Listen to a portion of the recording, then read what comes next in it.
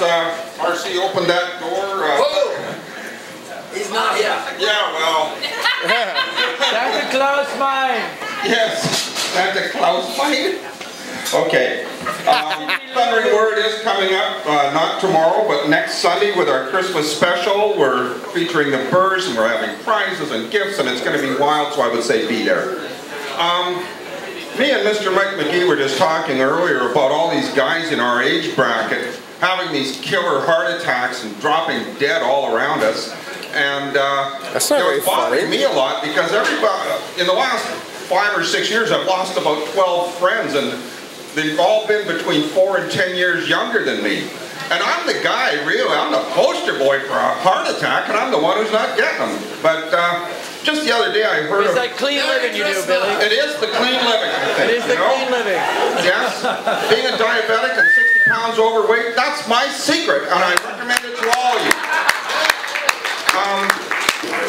I just heard a while ago that a friend of mine had the same experience, except he survived it. You know, it's Christmas time, and one thing that infects a lot of people at Christmas time, certainly not this crowd, but some people, is greed. And this guy was the cheapest guy I ever knew. His name was Rick. He started working at 16. By the time he was 20, and we were all 20, and we were partying and having great times and this, that, and the other, and spending every dime we made, Rick bought a house. 20 years old, he bought a house. This guy was wired like an old man. By the time he was 22, he'd sold that house, bought another house, and then bought a third house out in Richmond, a big, huge place. Rick, he was so cheap, okay? You'd go drinking with him, and there'd be 6 or 7 of you, and I'm sure you all know a guy like this. He felt that your money was for partying with, and his money was for savings. He had savings bonds when he was 16, 17 years old. That's where his money went. It all went into the bank. And every time it was his turn to buy a round, he was conveniently in the bathroom. So we were always trying to sting him, you know, at least get him to contribute. So one night we're closing things up down at the Blue Boy Hotel. I'm buying the last round, and I'm a little short, and I say, Rick, give me $2. This is at closing time. He pries this $2 out of his hand and puts it on the table, and I could see the pain in his face. So we have a couple of drinks and we leave. Next morning, Saturday, 8 o'clock. Knock, knock, knock. Who's at the door? Rick. I open the door and I say, what? He goes, oh, Bill, I was just in the neighborhood. I was wondering if you had that $2. He drove in from Richmond. And I doubt very much he slept that night because there was $2 out there somewhere that should have been in his pocket. So I took a 2 and I ripped it into 4 pieces and threw it in his face and closed the door. And you know what? I don't think he took that as an insult. I think he was just happy to get the money back. I mean, they're Scotch tape, right? You know?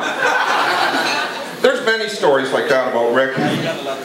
You know, the house in Richmond, he thought he'd put some money into it. So back in the early 70s, a big thing to do was shag carpeting. Rick found shag carpeting that was like knee-deep. And he had this snow white shag carpet installed throughout his house. The only problem was, every time you tried to go through a door, and it had about 6 bedrooms, it was because the carpet was so thick. And we said, Rick, you gotta cut, you know, let's get down and measure here. Yeah, you gotta take 1.25 inches off the bottom of all these doors or they're not gonna open and close. Well, Tim will do it for you. He won't charge much. Bob will do it pretty cheap, and you know, Rick could always see that as an expense. Now in my circle of friends, we didn't really think you were a real guy if you didn't own a saw. I mean, obviously he didn't have a chainsaw like the rest of us. He didn't have a jigsaw, a skill saw. He went out and bought a really cheap skill saw. Rick was good with money, but not with his hands. He took off all the doors, walked them down to his garage, and he was muscling them around the corner and turning them and putting them down the stairs, and he stacked them all up. And I've never seen anybody do this, because I thought skill saws, I mean, I've used them. I thought they were designed to cut straight. I did not know you could do a curve. But Rick was terrified of the skill saw, so it was, oh shit. So all his doors ended up like this. That wasn't the worst part. When he put them back on, it turned out he cut the tops off 2/3 of them. When he saved that money, he should have paid Bob. The worst first thing he did, and I'm so sorry I missed out on this. Good man Charlie, Tommy, and Rick, and me were supposed to go down to California, but because of work or something, I had to miss out on this trip. They went down to California, they rented surfboards, they wanted to meet beach buddies, they wanted to have a good time. But you have to put a $20 deposit down on your surfboard. And the surf was really big this day on the beach they were at.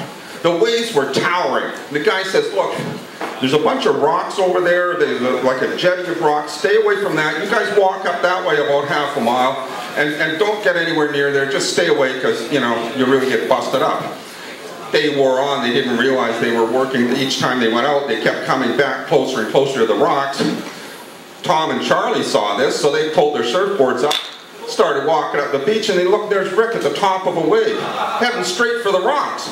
And boom! He splatters himself all over the rocks. He's out cold. Tom and Charlie run over to him. And another wave comes in and washes him farther up the beach. And they drag him up and they slap his face, they get him around, and he's oh, where's my surfboard? Where's my surfboard? Because he's thinking of that $20 deposit, right? And he sees it being sucked out as the wave retreats. So he pulls away from Tom and Charlie. He runs out there. And they're saying, fucking Rick, leave the goddamn surfboard, get out of there! Rick goes out, he catches the surfboard, and he's running. And there's no way he's going to beat this wave because it's huge. But, you know, it's $20. He's got a $20 deposit on the damn thing. And as the wave came up over his head, towering as high as a street light, he did the only thing he could do. He turned and faced the wave, stuck the end of the surfboard into the sand and went, well, the surfboard exploded when it hit the rocks. Rick was knocked out completely cold, cut to ribbons, he had barnacle slashes all over his back, his legs, his arms. He was a mess. And as soon as they got him to the hospital and brought him around, he said, did you guys get the surfboard? It's big in time. The solstice, the sun comes up like this cone once a year on the darkest night, and you make it shine bright like an elf made from fluffy organic things that aren't commodified or made Christian. There you go. This is your Canadian Christmas card. We have more than we give away later.